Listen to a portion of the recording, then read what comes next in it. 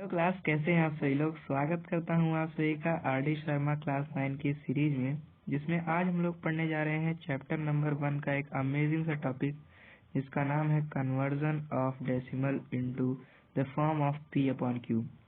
तो basically P upon Q का जो फॉर्म है वो यहाँ पर केवल और केवल आपका रैशनल नंबर को दर्शाना चाह रहा है।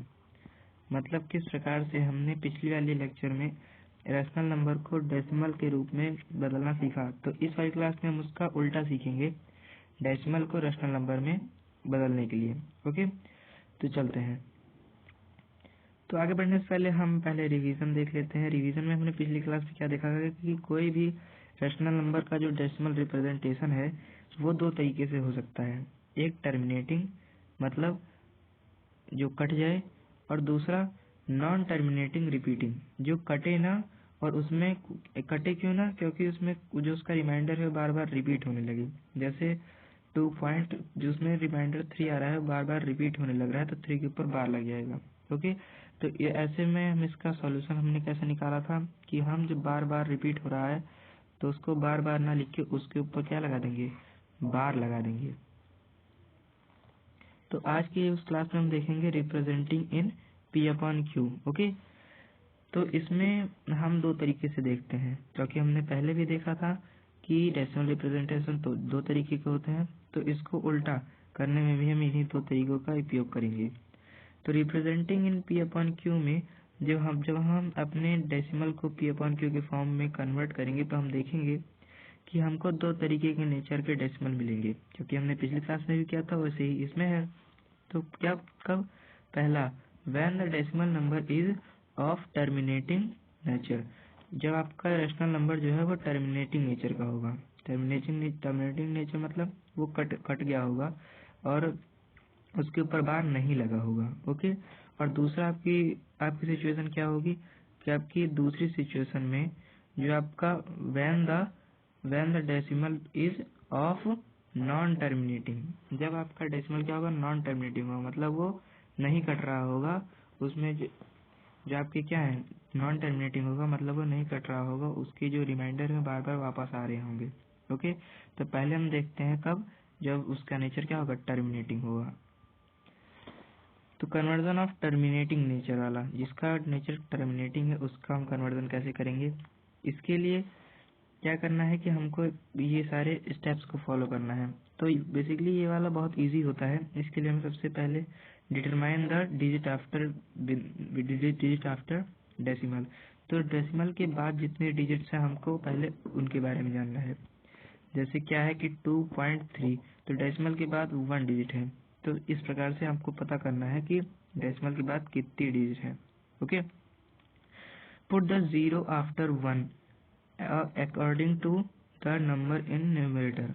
इसके बाद आपको क्या करना है कि जैसे हमने भी देखा कि 0.2 है, और इसको हटाते समय हमको इसको हटा देना है, और ये आपको कर देना है 0.2 का मतलब 2 ही होता है, तो आप इसमें आपको क्या कर देना है, आपको 2 अपॉन में करके 2 को आपको अपॉन में करके 1 लिखने के बाद आफ्टर 1 लिखने के बाद आपको उतने ही 0 लगाने हैं जितना ऊपर के और न्यूमरेटर में आपके, ये तो आप जानते हैं कि ऊपर वाला न्यूमरेटर और नीचे वाला डिनोमिनेटर होता है। तो आपका जो न्यूमरेटर है उसमें आपका डेसिमल के बाद जितने संख्या है उसी के आधार पर हम उसके बाद 0 लगा देते हैं। ओके, जैसे इसमें डेसिमल के बाद 1 नंबर है, तो इसमें 1 के बाद 1 0 लगा देंगे, और 2/10 आपका क्या हो जाएगा, इसका डेसिमल रिप्रेजेंटेशन हो जाएगा। लेकिन फिर हमारा थर्ड स्टेप आता है जो कहता है कि कट उसको करना है टिल द सिंपलेस्ट फॉर्म, जब तक अपने सिंपलेस्ट फॉर्म में ना जाए। तो 2/10 जो है अपने सिंपलेस्ट फॉर्म में नहीं है, तो इसको सिंपलेस्ट फॉर्म में लाने के लिए कट करना पड़ेगा। 2 1 2 और 2 5 है। हाँ, ये 1/5 जो है ये आपका सिंपलेस्ट फॉर्म में है। ओके, इसके बाद हम लोगों को देखना है कन्वर्जन ऑफ प्योर रिकरिंग। अभी तक हमने इसको देखा, अब हमको इसको देखना है, कन्वर्जन ऑफ प्योर रिकरिंग। जब आपका प्योर तरीके से दोबारा बार बार आने लग रहा है, उसमें जैसे प्योर रिकरिंग मतलब जो आपका वर्ड है वो आपका पूरा का पूरा आने लग रहा है। तो ये दो तरीके के होते हैं। पहला कि जो आपका सारे के सारे नंबर, मतलब डेसिमल के बाद आपके सारे के सारे नंबर वापस आ रहे हैं। जैसे इसमें एग्जांपल में दिया है कि 0.235 जो है, इसमें 0 के बाद जो डेसिमल है उसके बाद जितने संख्याएं हैं उसके जस्ट बाद सब के सब में बार लगने लगा है। लेकिन इसी पे दूसरी ओर क्या है कि एटलीस्ट 1 नंबर, इसमें पॉइंट के बाद कम से कम 1 नंबर ऐसा बच जाता है जिस पर बार नहीं लगा था। इस एग्जाम्पल में 1 से ज़्यादा भी हो सकते हैं, जैसे एग्जाम्पल में दिखाया गया है कि 0 पॉइंट, इसमें 2 और 3 ये 2 नंबर बच जा रहे हैं आपके, जिसके ऊपर बार नहीं है। तो पहले हम देखेंगे प्योर के लिए। तो प्योर के लिए हमें क्या करना है, सबसे पहले जो आपको डेसिमल नंबर मिला है उसको x के इक्वल रखना है, जैसे x इक्वल टू वाला डेसिमल रखना है और उसको इक्वेशन 1 लिख लेना है। उसके बाद हमको उस बार को ओपन करना है और उसको कम से कम डेसिमल के बाद 2 डिजिट तक उसको लिखना है और इसको आपको इक्वेशन 2 डिटरमाइन कर लेना है। इसके बाद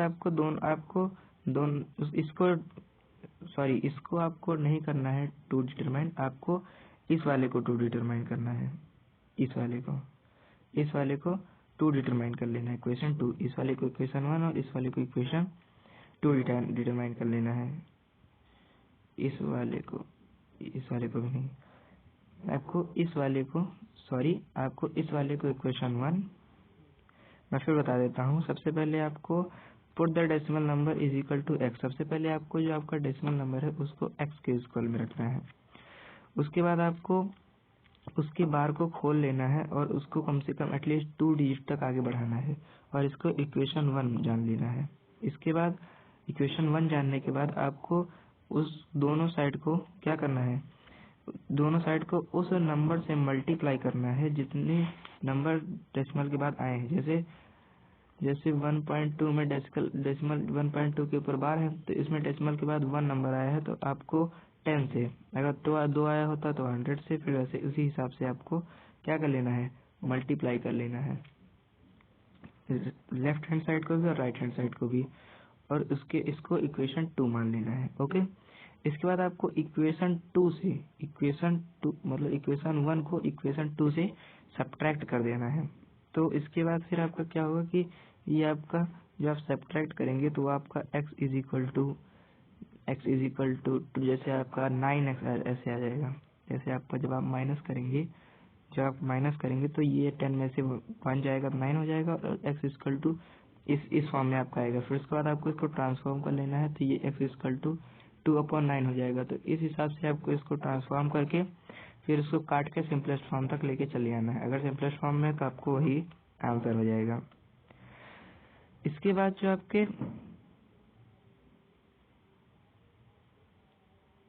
जो आपके मिक्स्ड रिकरिंग नंबर्स हैं उनको आपको इस प्रकार से करना है कि जैसे इसका एग्जांपल भी यहाँ पर दे रखा है कि उसमें एटलीस्ट कोई ऐसा नंबर हो जिसके ऊपर बार ना आया हो और डेसिमल के बाद भी हो।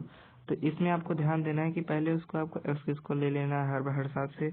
उसके बाद फिर उसमें जो डिजिट है जिसके ऊपर, जैसे पिछले वाले जो प्योर रिकरिंग है उसमें हमने उन वाली डिजिट पर ध्यान दिया जो डेसिमल के बाद है और रिकरिंग है, इसमें हमें उन डिजिट पर ध्यान देना है जो डेसिमल के बाद है और बार पर भी नहीं है, केवल मतलब डेसिमल के बाद है और मिक्स्ड है।